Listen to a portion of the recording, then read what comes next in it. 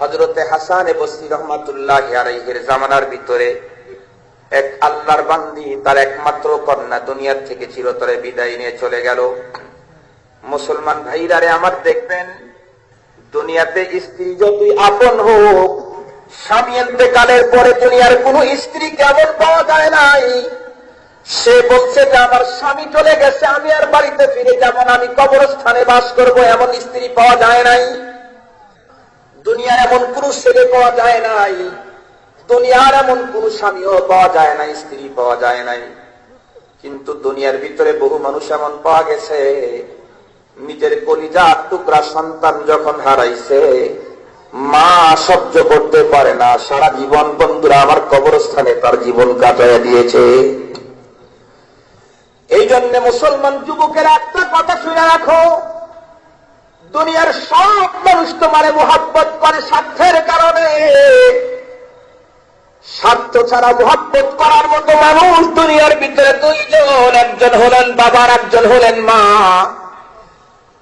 এই জন্য দুনিয়ার সব মানুষকে অসন্তুষ্ট করা যেতে পারে, কিন্তু মা বাবারে কখনো অসন্তুষ্ট করা যায় না। বাইরের থেকে আসলে সন্তান চেয়ে থাকে, না জানি বাবা আমার জন্য কি নিয়ে আসছে। মেয়ে চায় থাকে, ফোন করে আব্বা আমার জন্য কি নিয়ে আসছেন। বৌমা হাতের দিকে তাকায় থাকে, শ্বশুর আমারে কি দিবে। জামাই হাতের দিকে তাকায় থাকে, না জানি আমাকে কোন পুরুকন দিবে। স্ত্রী পর্যন্ত বলে বাইরে থাকলে 5 বছর কি নিয়ে আইসো, কিন্তু মার চেহারার দিকে তাকায় দেখবা 10 বছর পরে বাইরে থাকার পরে দেশের মধ্যে আসছো, সবাই তোমার মুখের দিকে হাতের দিকে তাকায়, একমাত্র মা জননী তোমার পেটের দিকে চেহারার দিকে তাকায়। মা বলে বাবা কি নিয়ে আসছো, তা বলে না, বাবা কি খাইছো তাই বলে। মার চিন্তা আমার সন্তান এত লম্বা রাস্তা রান করছে, কি খাইলো। মুসলমান ভাইরা রে আমার, এই জন্য দুনিয়ার সব মানুষকে অসন্তুষ্ট করা যায়, কিন্তু মাকে জিন্দেগিতে অসন্তুষ্ট করা যায় না। মুসলমান ভাইরা আমার, কথাগুলো শুনে রাখেন। আল্লাহর বান্দির একমাত্র মেয়ে, যুবতী মেয়ে দুনিয়ার থেকে চলে গেছে। আল্লাহর বান্দির খাওয়া নাই, ঘুম নাই, আহার নিদ্রা কোনো কিছু নাই, পাগলের মতো এগুয়ে ঘুরে বেড়ায়। যেই হুজুরকে দেখে সেই হুজুরকেই বলে, বাবা বলো কোন আমল করলে আমার মেয়ের কবরের অবস্থা আমি জানতে পারবো। সকল হুজুরেরা তাকে দেখে বলে, শোনেন, নিশ্চিত এমন কোন আমল আমাদের জানা নাই যে আমল করলে কবরের মানুষের অবস্থা জানা যায়। সব যখন এক জব দিয়ে দিছে, মেয়ে কিন্তু পাগল, একদিন ছাড়া তার মেয়েকে ছাড়া দুনিয়াতে থাকতে পারে নাই। 15 দিন পার হয়ে যায়, আল্লাহর বান্দি পাগলের মতো হয়ে ঘুরে।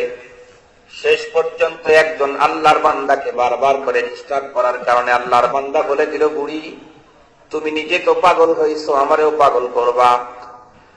একটা কথা শুনে রাখো, আমার জানা মতে বর্তমান পৃথিবীর ভিতরে হাসানে বস্তির চাইতে বড় কোন আলেম বুজুর্গ নাই। সুতরাং তোমার মেয়ে কবরের ভিতরে কোন অবস্থা আছে এটা যদি জানতে চাও, দুনিয়ার কোন আলেমের কাছে গিয়া লাভ হবে না, হাসানে বস্তির কাছে চলে যাও। উনি হয়তো কোন তরতিব বলে দিতে পারে, যে এই তরতিবের উপরে আমল করলে কবরে তোমার মেয়ের অবস্থা তুমি দেখতে পারবে, জানতে পারবে। মহিলা আস্তে আস্তে করে বন্ধুরা আমার হাসানে বস্তির দরবারে রওনা করলেন। এক পর্যায়ে হাসানে বসরি রহমাতুল্লাহি আলাইহির বাড়ি পর্যন্ত চলে গেলেন। হাসানে বস্তির দরবারে গিয়া বলতেছেন, ও আল্লাহর ওলি, দিলের ভিতরে বড় আশা নিয়ে তোমার দরবারে আসছি। আমার একমাত্র কন্যা থেকে 15 দিন পূর্বে মরে গেছে, তাকে কবরস্থ করা হয়েছে। একটা দিন আমি আমার মেয়েকে না দেখলে দুনিয়াতে টিকতে পারি নাই। 15 দিন পর্যন্ত আমার মেয়েকে দেখি না, আমার অবস্থা বড় জটিল আর কঠিন। এই মুহূর্তের ভিতরে তোমার কাছে আসছি, তুমি বলো কোন আমল করলে আমার মেয়ে কবরের মধ্যে কোন অবস্থা আছে আমি জানতে পারবো। আল্লাহর বান্দি হাসানে বস্তিকে দেখে বলতেছেন, আল্লাহর ওলি তুমি বলো কোন আমল করলে আমার মেয়ে কবরের মধ্যে কোন অবস্থা আছে আমি জানতে পারবো। আল্লাহর ওলি উত্তর করলেন, মা এমন কোন নিশ্চিত আমল নাই যে আমল করলে অবশ্যই কবরের মানুষের অবস্থা জানা যায়। এমন আমল থাকলে তো আমরা হুজুরেরা প্রত্যেক দিন করে করে আত্মীয় স্বজনের কবরের অবস্থা জানতাম। তবে তুমি যেহেতু নাফরমানি, যাও একটা আমল তোমাকে বলে দেই, তুমি নামাজ পড়োনি। মহিলা উত্তর করে, স্যার কি বললেন? নামাজ পড়ি না মানে নামাজ পড়া ছাড়া তো মুসলমান হওয়া যায় না।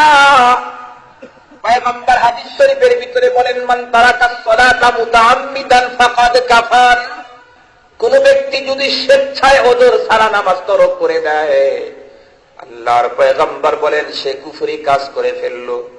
পয়গম্বরের হাদিসের মধ্যে আরো আছে, এক ওয়াক্ত নামাজ যদি কোনো ব্যক্তি বন্ধুরা আমার স্বেচ্ছায় তরক করে দেয়, ওই লোকের নাম তখন জাহান্নামের গেটের মধ্যে লিখে দেওয়া হয়। কত বড় মারাত্মক কথা! স্বেচ্ছায় বিনা ওজরে এক ওয়াক্ত নামাজ তরক করেছে, পড়ে নাই, কাজাও করে নাই, ওই লোকের নাম জাহান্নামের গেটে লেখা হয়। মহিলা দেখে বলতেছেন, ও আল্লাহর ওলি, অবশ্যই নামাজি আমি, বলুন আজকে তুমি এশার নামাজ পড়ে 4 রাকাত নামাজ পড়বা। একটা নিয়মে আমি বলে দেই, প্রত্যেক রাকাতে সূরা ফাতিহার পরে সূরা আলাম নাসরা পড়বা, পূত পবিত্র একটা বিছানার পরে শুয়ে পড়বা। ঘুম আসার আগ পর্যন্ত আল্লাহর পয়গম্বরের উপরে দরুদ শরীফ পড়তে থাকবা। মহিলা বন্ধুরা আমার চলে আসলেন, তার মুহূর্তের বন্ধুরা আমার অপেক্ষার প্রহরগুলা গুনতেছিলেন, সময় যেন তার কাটে না। দীর্ঘক্ষণ পর্যন্ত অপেক্ষা করার পরে মুয়াজ্জিন যখন এশার নামাজের আযান দিয়ে দিছে, মহিলা আর দেরি করে না, সাথে সাথে এশার নামাজ কমপ্লিট করে 4 রাকাত নামাজ উপরোক্ত নিয়মে পড়লো, বিছানার মধ্যে শুইল। দরুদ শরীফ পড়তে পড়তে কখন যেন ঘুমায় গেছে, আল্লাহর বান্দির কোনো খবর নাই। রাত্রের পরে প্রহরের পরে প্রহরগুলি পার হইতে হইতে হঠাৎ করে আল্লাহর বান্দিকে আল্লাহ স্বপ্ন যোগে তার মেয়ের অবস্থা দেখা দিলেন। মহিলা স্বপ্ন যোগে দেখে কবরের ভিতরে তার মেয়েকে রাখা হয়েছে, কবরটা জাহান্নামের অগ্নিকুণ্ড হয়ে গেছে। আগুন যাও দাও দাও দাও করে জ্বলতেছে। আগুনের লেলিহান শিখা যখন উপরের দিকে ওঠে, মহিলা আগুনের সাথে উপরের দিকে ওঠে আর চিল্লায়া কান্দে আর কয়, মা, দুনিয়ার মুহূর্তের জন্য তুমি কোনোদিন আমার দুঃখ বেদনা সহ্য করতে পারো নাই। মা, আজকে একটু তোমার মেয়ের দিকে তাকা দেখলা না, তোমার মেয়ের কলিজার মধ্যে আগুন লাগানো হয়েছে। মহিলা চিৎকার করে কান্দে আর ডেকে বলে, মা, তুমি কোথায় রইলা? তোমার প্রাণের টুকরা, কলিজার টুকরা জাহান্নামের আগুনের ভিতরে পড়ে। মা,